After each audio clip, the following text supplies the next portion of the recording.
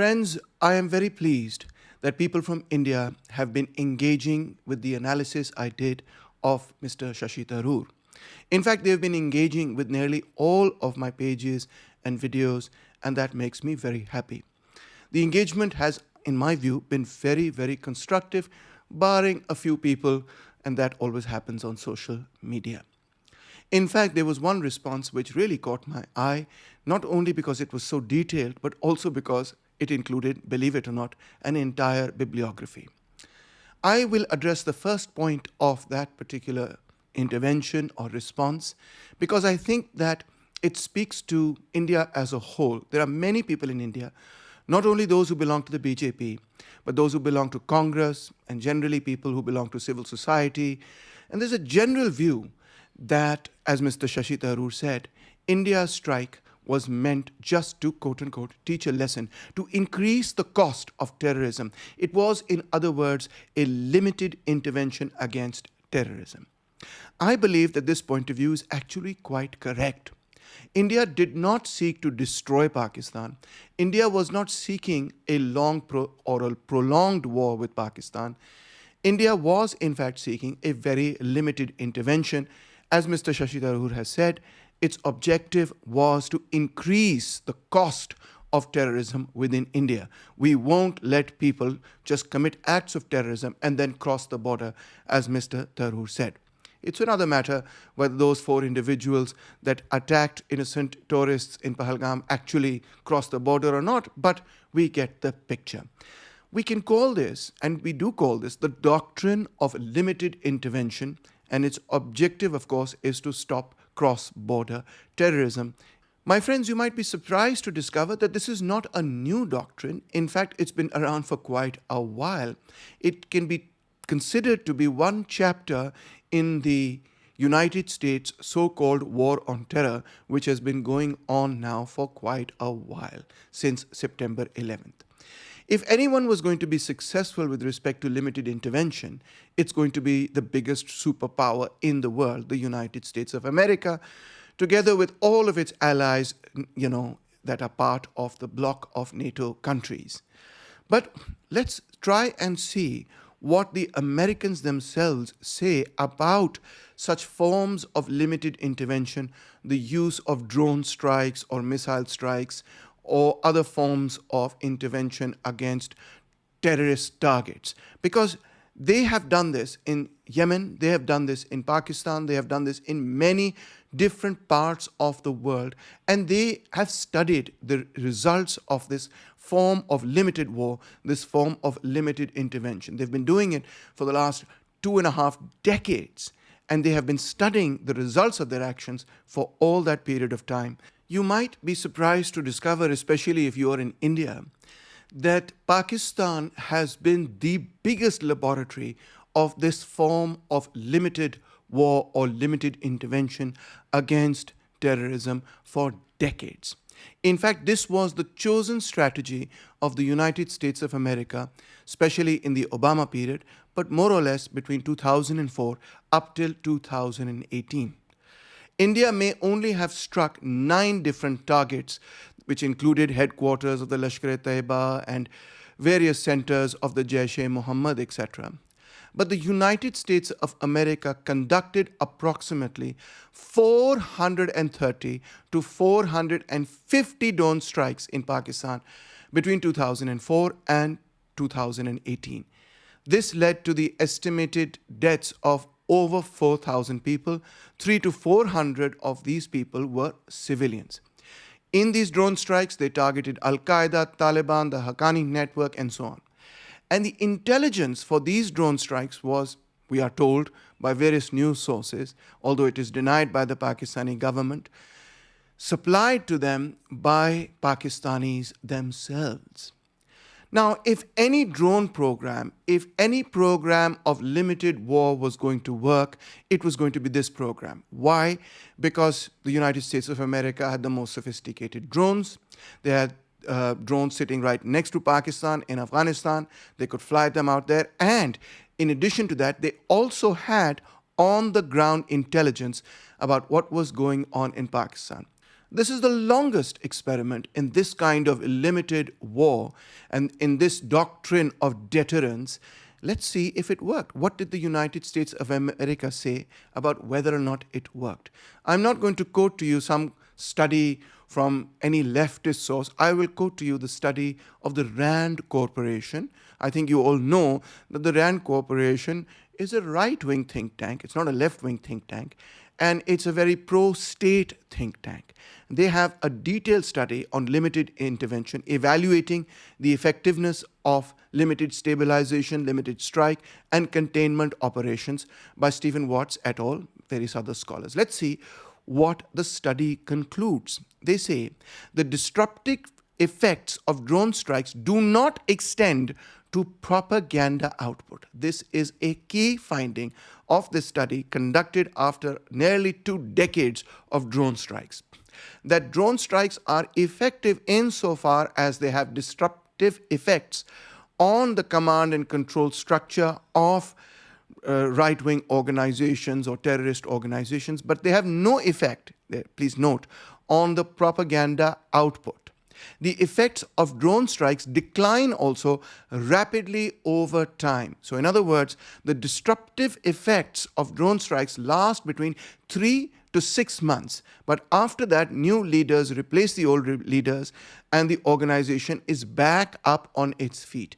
In other words, the effect of drone strikes is very, very temporary, no more than 3 to 6 months. Even if drone strikes are continuously undertaken, as they were in Pakistan, against terrorist organizations, within 3 to 6 months, the effectivity of drone strikes declines rapidly.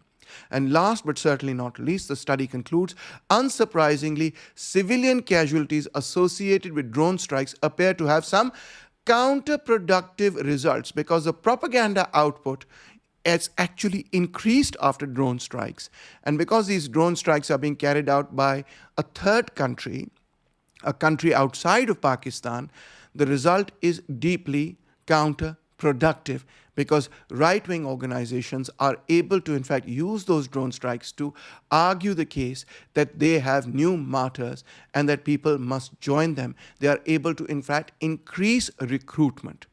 If you don't believe this particular study, let's have a look at Daniel L. Bayman's article from the Brookings Institution. Do targeted killings work?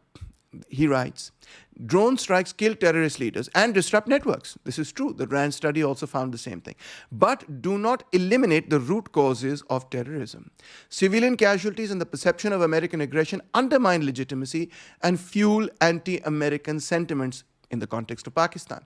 Similarly, you can see that the strikes carried out by India, the limited intervention carried out by India, do you think that it fueled anti-Indian sentiment? Absolutely. It fueled anti-Indian sentiment. And in addition to that, it fueled sentiment which was in favor of the Pakistan military and even in favor of those right-wing organizations that India was in fact attacking. The study continues, long-term strategic benefits are limited unless paired with political reforms and developments. It's very clear that political reforms and development are the key. Drone strikes can achieve unlimited war and limited intervention can achieve only very, very limited short-term objectives. They conclude, in Pakistan, the backlash from drone strikes may outweigh the benefits as they are perceived as violating sovereignty and killing innocents. This is something that my Indian friends must think about.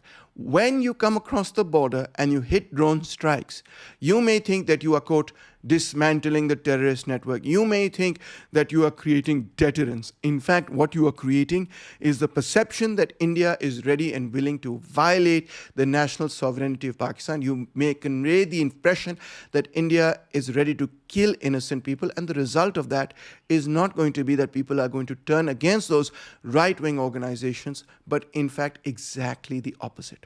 Let's look at a study by the New American Foundation, The Decade of the Drone by Peter L. Bergen and Jennifer Rowland. In fact, they have several different studies together as well as individually. They write, while leadership decapitation caused disruption, many groups rapidly replaced fallen leaders. So those drone strikes decapitate certain organizations, the leadership of certain organizations, and so on. But these were rapidly replaced. Civilian casualties increased radicalization and anti-US sentiment. The strikes did not result in a measurable decline in religious extremism in Pakistan, they conclude. This is the New American Foundation. This is the Rand Corporation. This is the Brookings Institution. They have no sympathy for religious extremism whatsoever. They are not left-wing organizations that are anti the United States of America or US imperialism. These are studies done by people who want to see America succeed. Let's also look at what the Council on Foreign Relations says. The US drone program shows tactical successes, but please note, no significant strategic gains. In other words, there were no long-term gains to the United States of America of these drone strikes. In fact, they create blowback and loss of soft power in Muslim-majority countries. They conclude reliance on drones may prolong conflict by avoiding other solutions. So it can be deeply counterproductive. The Council on Foreign Relations is even more critical than the other organizations. Let's look at what the International Crisis Group says. Drone strikes disrupt but do not defeat jihadi networks. Please listen to this carefully. They disrupt it temporarily, but they cannot defeat jihadi networks. The study says, without addressing social, political, and religious roots of extremism, such strikes are strategically shallow. They do not achieve any long-term objectives. In Pakistan, the perceived injustice of drone strikes increased. Are you reading? Increased local support for extremism. Now, let me sum up for you what these studies conclude. We've looked at the Brookings Institute, RAND, New America, CFR, ICG. What do they say? Are there tactical successes? They say yes, partial, some tactical successes are achieved. There's no doubt about that. What is the strategic impact? It's limited, it's weak, it's not significant, it's counterproductive, it's short-lived. All 5 studies conclude that these forms of limited intervention have very limited or weak long-term strategic results. Is there civilian harm? Yes, it undermines the program, it is damaging. This is what the study concludes. Does it reduce extremism? That's the most important question, isn't it? That's what India wants. They want to reduce terrorism, cross-border terrorism. Does it work? I beseech you to read these studies yourself. I have given you the sources. Every single study has concluded that this form of limited intervention by another country on the territory of a sovereign nation does not reduce extremism. It is very plain and simple. India may think that they are creating a deterrence. They are raising the bar. They are raising the cost of cross-border terrorism. But every single study over the last 2 decades of similar programs conducted by the United States of America in the context of Pakistan has concluded that such attacks do not reduce extremism. Social movements, my friends, can be disrupted, but they are not defeated by external powers bombing other countries. This simply does not work. If it worked, it would have worked for the United States of America with respect to Pakistan. But I think you know that Pakistan has been fighting the TTP from 2007 till today, and the TTP has shown, despite all these drone strikes, its continuing capacity to fight despite all of these drone strikes. The reason is that they are able to win new recruits because drone strikes by other countries are considered to be absolutely illegitimate. I think you know that in Pakistan, the leading politician opposed to drone strikes was Imran Khan. And you know that his popularity in Khyber Pakhtunkhwa is unbeatable and unmatchable.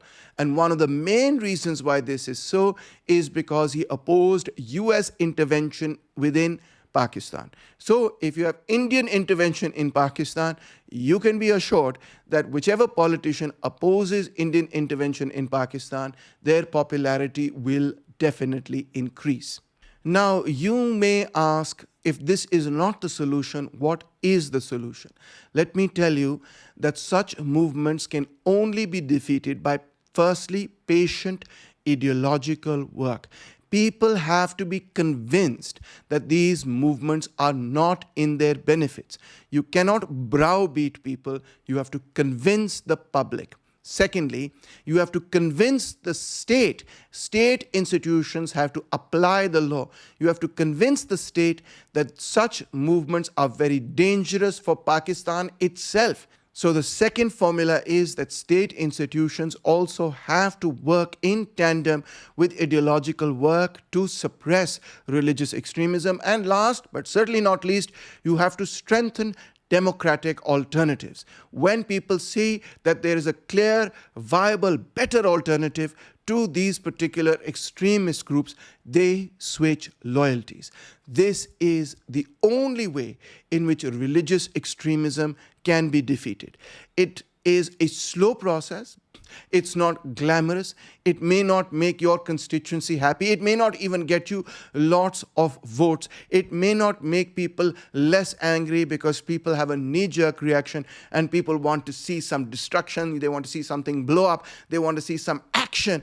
And ideological work in convincing state institutions to apply the law and strengthening democratic alternatives, these are not loud actions. They do not make a bang, and for that reason they may not be popular actions, but let me tell you, they are the most effective actions. So if friends in India want to see the decline of cross-border terrorism, let me tell you, the doctrine of limited intervention into Pakistan is not going to work. In fact, it's going to be counterproductive. If you want to see the decline of such incidents inside India or all over the world, I want to see the decline of all forms of terrorism everywhere in the world. The only solution is patient ideological work, working with state institutions to apply the law, and strengthening democratic alternatives. There is no other option. Thank you so much.